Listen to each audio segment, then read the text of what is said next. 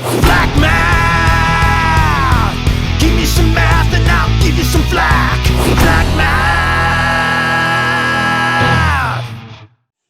We're just going to talk about multiplying and dividing positive and negative numbers. Okay?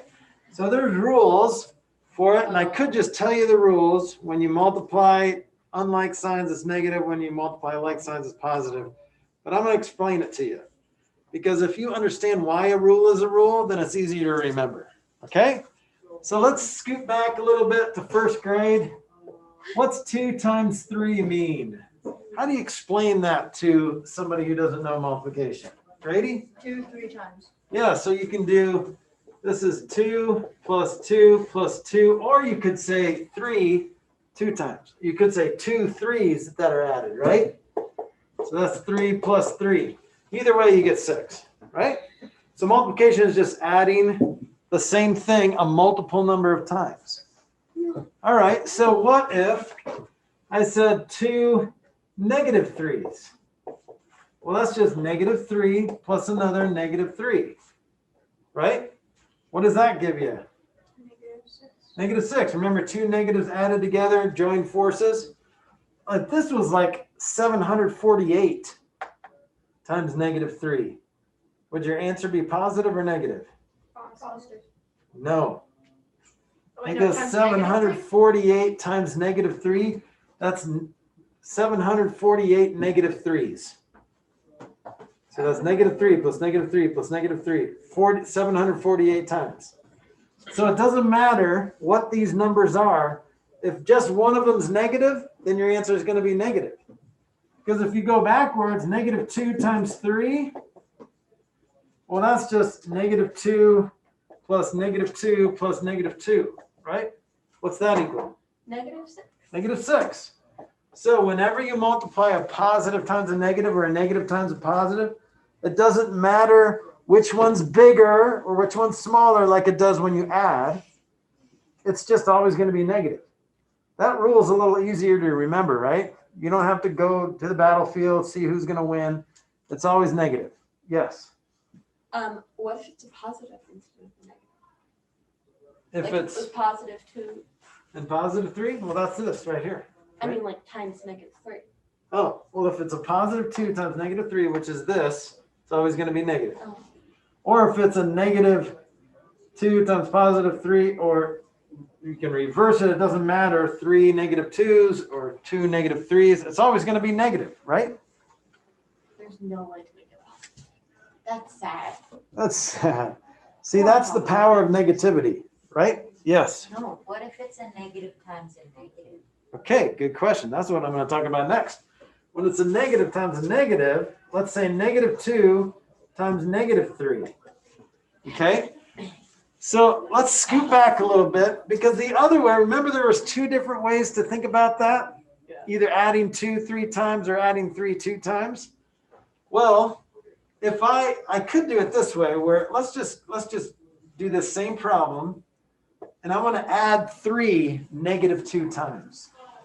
What does it mean to add 3 negative 2 times? What does it mean to add a negative time? What do you think? What do you think? Subtract. So to add a negative time, negative means like opposite. So how do you add an opposite time? Well, you subtract. So it could be, so if you're adding 3 negative 2 times, it's like subtracting 3, subtracting 3. What happens when you subtract 3 and then subtract another 3? It's a 0. You get negative 6. So remember, negative 3 and then minus 3 or plus another negative 3, you get negative 6. All right, now let's do our negative 2 times negative 3. So this time we are subtracting negative 3 2 times. So we are adding negative 3 negative 2 times, which means we're subtracting negative 3 2 times. Subtract negative 3, subtract negative 3. Okay, what happens when you subtract a negative 3? What are you actually doing, Adeline? You did the buck method. The bok, the chicken scratch, right? So that's bok, and then bok. What's 3 plus 3? 6. So it doesn't matter these numbers at all. Doesn't matter what numbers you have here. When you subtract a negative amount of times, that's just adding positives. So this is weird. It's weird that when you multiply two negatives, you get a positive. How can that be? Well, wouldn't that be nice in life where two wrongs actually make a right? Sometimes it does, actually. Like even on your math problems, when you accidentally do something wrong and then you do another thing wrong and it fixes itself. Well, most of the time, two wrongs don't make a right, but three lefts make a right. Did you guys know that? What? 3 lefts make a right. That might be the worst thing I've ever heard. 2 wrongs don't make a right, but 3 lefts do. Okay, so let's summarize our rules. Okay, so these are the rules for multiplying sign numbers. Okay, if you have the same sign, so in other words, if you have the same sign, so a positive times a positive, or a negative times a negative, what's your answer going to be? Positive answer. Okay? So when you have the same sign multiplied, you're going to get a positive answer. When you have different signs multiplied, so that's either a positive times a negative or a negative times a positive, what's your answer always going to be? Negative. So positive times a negative or a negative times a positive, you're always going to get a negative answer. That's a pretty easy rule to remember because you don't have to worry about, okay, so if you add unlike signs, you subtract the absolute values, and then the sign is going to be whatever the greater absolute value of those two numbers is. That's confusing, right? With multiplication, all you do is look and see if you're multiplying the same sign or you're not. That's going to tell you your answer.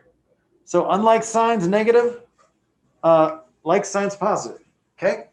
Now let's go backwards. What's the opposite of multiplication? Division. So let's see if we can go backwards here. Well, first of all, these are all equal to 6. So if you go 6 divided by 3, that equals 2. So a positive divided by a positive is a positive. You already knew that, right? Well, let's look over here. This time you got a negative 6 divided by a negative 3. What do you get? Positive 2. So a negative divided by negative is also positive, right? Let's go down here. What's a negative divided by a positive? Negative. Negative. What's a negative divided by a positive? Another negative. Okay? So guess what? When you do the same thing with division, if you have the same signs, positive divided by a positive or a negative divided by a negative, then your answer is going to be positive. All right? When you have different signs, so like 6 divided by negative 2. What's 6 divided by negative 2? Negative 3. Don't forget, 6 divided by 2 is 3, but you have unlike signs. Okay, what about this? Negative 6 divided by negative 2. Positive 3. So same signs. And look, you can also look at it like this. These guys cancel. And you just have 6 divided by 2. You forgot to make this sound. Bok, bok. Well, that technically wasn't chicken scratching because it's. Like dying. But I canceled. Oh yeah, the dying sound. I don't like those sounds, but only when it comes to math. Certain numbers have it coming. Okay, so you guys have questions on this? Do you have a question or are you just playing with your hair? All right, Kiara, do you have a question or are you playing with your hair? Okay. If it's positive and a negative, could you because I know you can do it when it's two positives, could you reverse the order and do it that way and then put the sign? Oh, you mean like What do you mean? Like if it's 2 times 3 and you can reverse it to 3 times 2, could you do that with positive Yeah. and negatives? Yeah, you can, because look, we kind of did it already. 2 times negative 3 is, you could go negative 3 times 2. That still equals negative. So since multiplication is commutative, which means it's reversible, it doesn't matter if they're positive or negative. You're going to get the same answer, whether they're positive or negative. So unlike signs, negative, like signs, positive. Okay, any other questions? All right, let's move on to 74.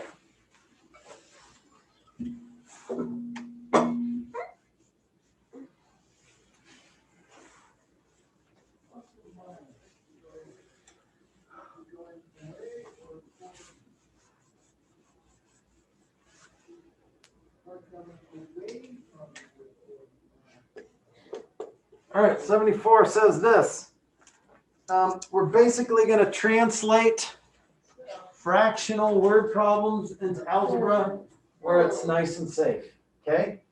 So, do you guys see my mug? English is important, but math is importanter. Did you guys see that? Yeah. So, English is the last place you want to do math. That's why most people don't like word problems, because they're in English. So let's get them out of English and into math. You guys are translators. You guys know how to speak math. Well, you're learning how to speak math more and more, right? You know, like words like of. What's of mean in math? Multiplication. Multiplication. What's is mean in math? Okay, so what's the word what mean? Do you know? Just like a here. Yeah, a variable. What you're looking for. You can even put a question mark or something. So when you see the word what, that's usually your variable. And the word that comes next is a good letter to choose. So let me give you an English sentence and let's translate it. Okay, don't try to math it. Turn your math off. Swipe it off. Okay, just leave your translator app open and do this. Ready? What fraction of 56 is 42? Now, some of you are trying to do the math. Don't do the math. Stop it. Okay? Let's just translate this English into math. All right? And then we can let algebra figure it out for us. How do you say what fraction? Yes. F. Watch your language. Okay, F. How do you say of 56? Hunter? Yeah, of means times 56. Okay, good, good, good. How do you say is 42? Somebody else. Kiara. Equals 42. That's not bad, right? So now we've got a math problem. It's actually a multiplication problem. Missing one of the factors. How do we find F? Adeline, Division. you squeak when you do that. It's funny. Okay, so remember we're going to apply algebra rules. Oh. Algebra rules, ready? So how do you get the variable by itself? What do you have to do? How do you get F by itself? What do you have to get rid of? Everything else? Yep, what else is on the side of F? 56. How do you get rid of times 56? You divide it. Divide by 56. Whatever you do to one side, do to the other. Okay, then you take your red pen out. Cancel. What are you left with? Let's just reduce that fraction because they're looking for a fraction. You could put that in on your calculator, but that's going to give you a decimal. And if they asked what decimal part of 56 is 42, that's exactly what you do. Or try to, not on your calculator, but just divide it out, find the decimal. But you're not. So this is a fraction. So how do you reduce that? What goes into both? What goes into both 42 and 56? Hunter? 2 does. So you get 21 and 28. What goes into both 21 and 28? Oh, wait, yeah, 7. 7 goes in 3 times and 4 times. You could have taken a 14 out of both of those, 42 divided by 14 is 3. 56 divided by 14 is 4. But that's it. That's all you do. Translate, solve, and reduce. Okay? So let's try another one, and then we'll be done, okay? So we're just going to do one more example. Well, if I did, well, let's just change this. If I said what decimal part, I'm going to do the same problem. What decimal part of 56 is 42? I still translate it the same. And I still have to divide by 56. But at this point, I have this division problem. And since I'm looking for a decimal, what goes on the inside of the box and what goes on the outside of the box? And what goes on the inside? My answer is not for that. You did an F for where there's supposed to be a D because you did decimal instead of a fraction. Right there. Oh, you're right. Good job. Now, technically, you don't have to pick D, but it's a good reminder of what your answer needs to look like, right? Good catch. Has to be a fraction when they asked for a decimal. It did. So it's the same question, but this time you're asking for a decimal part instead of a fraction. Okay? All right. So now what? What goes on the inside? What goes on the outside? Grace? 42 goes on the inside. 56. Okay. Now some of you are still hung up on, wait a minute, 56 is the bigger number. That needs to go on the inside. No. Especially when you're looking for a decimal, you're gonna have a smaller number on the inside sometimes. Whatever number's on top goes on the inside. Okay, it doesn't go into 42, so you have to add a decimal and a 0. That goes in 7 times. With 48 left over, bring down a 0. This is 39, actually. Sorry. Could have caught me, but you didn't. All right. That goes in exactly 5 times. Look, 0.75. So D equals 0.75, which makes sense, right? Because look, 0.75 is the decimal for 3/4. Okay. Now, you didn't have to do it this way. You could have reduced this first, gotten 3/4, and then said, oh, it's a D decimal, so I have to find the decimal of 3/4 and then divide 3 by 4. Or you could have remembered that 3/4 is just 0.75, right? So it's always helpful to reduce it first because that's an easier division problem. All right? But next semester or next year, second semester, you're going to be able to use your calculators. So at that point, you don't have to do any of the reducing or anything. Once you get here, you just put that in your calculator and your calculator will spit out 0.75 and you're done. If it's asking for a decimal part. All right, we're going to do one more and call it good. So try this on your own. Here's example 2. 75 is what decimal part of 20? So 75 is what decimal part of 20? See if you can do that.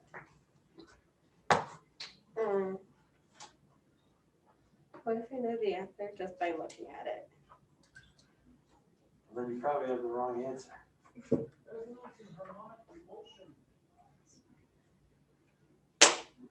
So nobody's trying it on paper? Is Maren doing it? Why can't you guys be like Maren?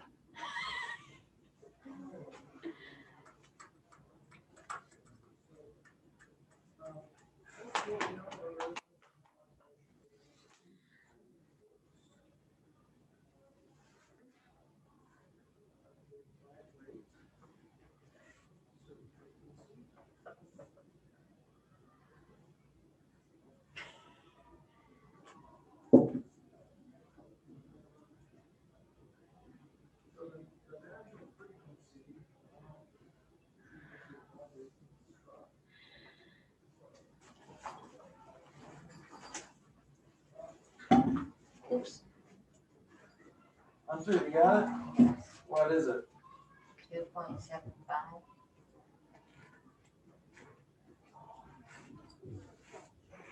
No. Is it 3.5? What'd you say? 3.5? No. Marion, do you got it? Addie? 2.25. No. Anyone else before I go back to Hunter? I just noticed what I did wrong. And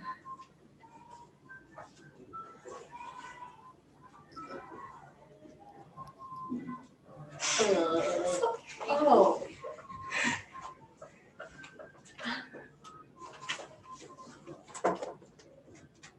How come you're not doing it on paper? You probably have much better luck. All of you did this on paper. What do you think? It's so much work to get my binder out though. Mhm. Yeah, it is a lot of Welcome work to to America. live life. But Just you too gotta lazy do to it. get out a piece of paper. What'd you get? 4.1. No. So if you have it on paper. No, because I'm too lazy to get out a piece of paper. Wait. What? You guys trying to math it? Don't math it. I'm trying to Translate it. I did. I'm trying to translate it, but my brain's not working.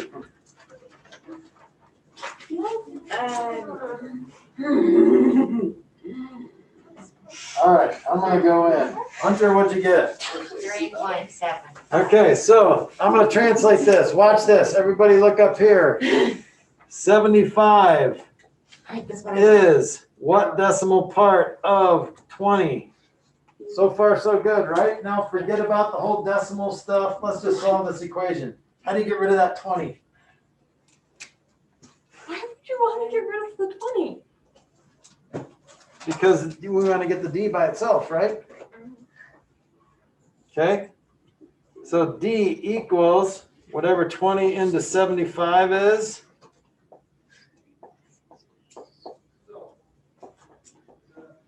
Add a decimal. So 20 goes into 157 times. Add another 0. 20 goes into 105 times. So d equals 3.75. What if this is asking for what fraction?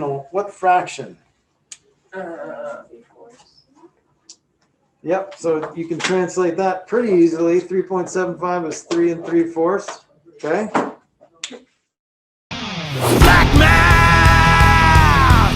Give me some math and I'll give you some flack. Black math.